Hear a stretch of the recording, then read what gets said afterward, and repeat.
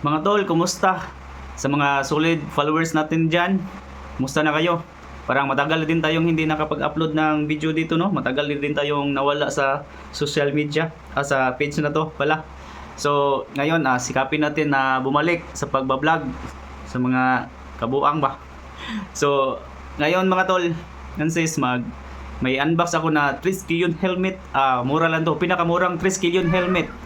Para malaman nyo paano ko siya nakuha. Please watch this. Hi video ni Kidney. So magandang araw sa inyong lahat mga tol, no. Ito pala yung Triskelion helmet na pinakamura na pinadala sa atin ni Idol Shopee. Kulay black pala siya mga tol. Akala ko Triskelion helmet, bakit EXR yung nakatatak?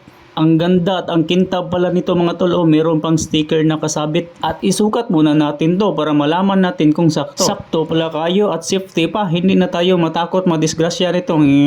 At syempre tanggalin muna natin tong plastic na nakasabit sa visor nito. Ang bango pa niya mga tol, pero lagyan natin to ng perfume para mas bumango pa siya. At ito pala yung ginamit natin na perfume mga tol. Passion sa Inspired. Grabe din siya kahumot ba. Ito pala ang plano ko sa helmet na yan mga tol. Nag-order ako ng Triskelion sticker sa Shopee. Mura lang yan mga tol, at ang in-orderan ko dyan ay yung legit nga brand natin, kaya naka-discount ako at may free shipping pa tayo. Hindi yan naabot ng 100 piso. Napakaganda sa sticker na to, glossy siya, meron siyang Triskelion na at gama pa. Sa gustong magka-Triskelion helmet dyan at wala pang saktong pera, saktong budget, ito lang ang gagawin nyo mga kapatid. I-discarte na lang tayo para makamit natin ang ato ang mga pangandoys kinabuhi. So idikit na natin dyan para mo pilit inaanara ka na kadali mga tol.